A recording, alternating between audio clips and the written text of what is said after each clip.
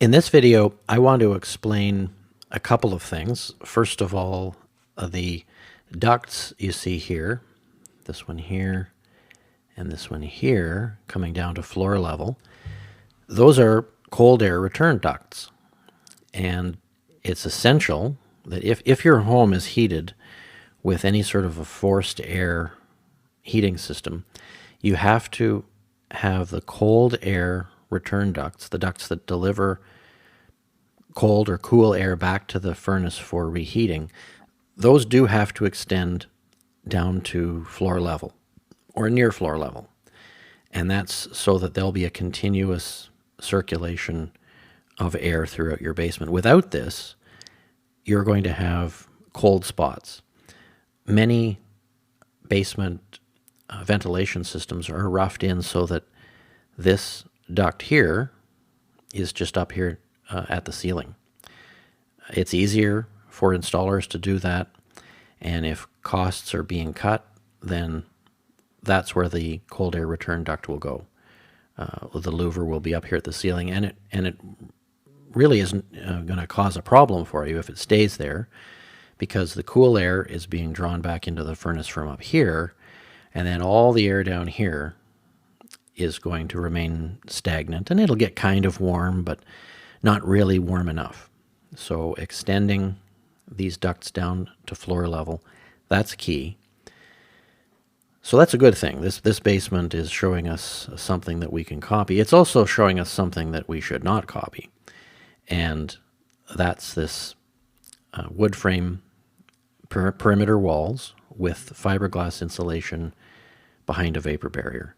And if you look up here, that's old classic thing. They've got fiberglass between the floor joists, right at the rim joist level. And they've made some effort to cover this with vapor barrier, but I can guarantee you that it's not well sealed enough to cause problems, because there's no way you can get the plastic to seal tightly around those joists. It's certainly not going to seal very well along the top where it meets the underside of the subfloor either. And any leaking here in a cold climate, any chance that the indoor air in the basement can get behind that plastic and eventually work its way into that fiberglass, in this case, it's going to condense, and we're going to get droplets of condensed water within that fiberglass. And if it's cold enough outside, that water is going to freeze.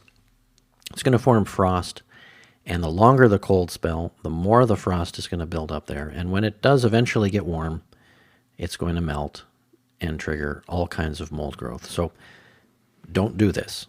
Another thing that they've really done wrong here is that they've got extra insulation here at the bottom of the wall, but for some reason it sticks out past the studs. So there's no way you can extend any sort of wall board down there, because the edges of the wall studs aren't even exposed. And over here, there's some funny business going on here. We have a bottom plate here, but nothing to fasten the wall board down at the bottom.